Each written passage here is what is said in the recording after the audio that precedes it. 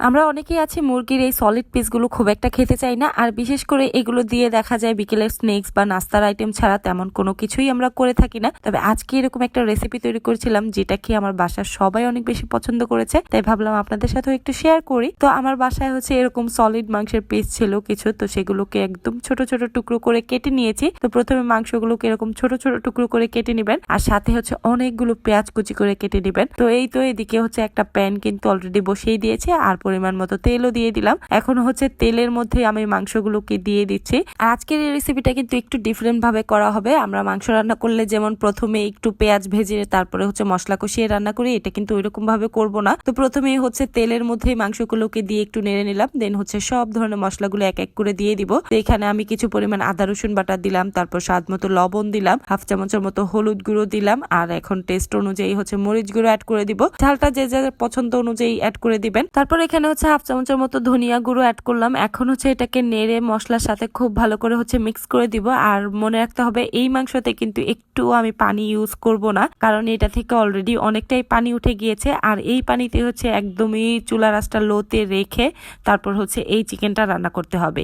এই চিকেনটার বিশেষত্বই হচ্ছে পানি ছাড়া এটাকে একদমই লো হিটে জাল করে করে রান্না করতে হয়। তারপর এই তো ঢেকে দিলাম, আর এই তো মাংসটা মোটামুটি অনেকটাই কিন্তু সেদ্ধ করা হয়ে গিয়েছে। আর এখন হচ্ছে সেই কেটে রাখা পেঁয়াজগুলো আমি এখানে অ্যাড করে দিলাম। তো একটু পেঁয়াজের পরিমাণটা বেশি পরিমাণে দিলে না খেতে অনেক বেশি ভালো লাগে। তো যে যার পছন্দ অনুযায়ী দিবেন। আমি এখানে মোটামুটি অনেকগুলো পেঁয়াজ ইউজ করেছি। আর এই তো পেঁয়াজটাও কিন্তু অনেকটাই নরম হয়ে গিয়েছে, জাস্ট কিছুক্ষণের জন্য ঢেকে রেখেছিলাম। তারপরে এই তো এখানে হচ্ছে আমি একটু কাঁচামরিচ কুচিও অ্যাড করে দিচ্ছি, তবে ঝালটা আপনারা আপনাদের পছন্দ অনুযায়ী দিবেন। যারা কাঁচামরিচের ঝাল খেতে পছন্দ করেন তারা চাইলে এখানে দিতে পারেন, আর না চাইলে না দিলেও কিন্তু হবে। তবে এই তো এখন হচ্ছে একটু জিরা গুঁড়ো অ্যাড করলাম, আর সাথে হচ্ছে ধনেপাতা অ্যাড করেছি।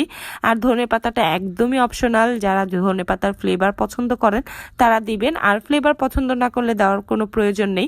এখন হচ্ছে এটাকে যত পরিমাণে নাড়াচাড়া করবেন ততই এটা ভাজা ভাজা হতে থাকবে। আর একটু ভালো করে এরকম ভাজা ভাজা করে নিলে না খেতে অনেক অনেক বেশি মজা লাগবে। তো এই তো আমার রান্নাটা কিন্তু প্রায় শেষ, এখন নামিয়ে নিব। তো এই তো এই চিকেনের খুবই মজাদার একটা রেসিপি কিন্তু আমার তৈরি করা হয়ে গেল। বিশেষ করে এই রেসিপিটা হচ্ছে নান, পরোটা কিংবা রুটির সাথে খেতে না অনেক অনেক বেশি মজা লাগবে। তবে ভাতের সাথেও কিন্তু খেতে অনেক বেশি ভালো লাগবে। তো আমি হচ্ছে আজকে ভাতের সাথে এটা ট্রাই করে দেখব। অলরেডি আমার বাচ্চারা হচ্ছে এটা দিয়ে খেয়েছে, অনেক অনেক বেশি পছন্দ করেছে।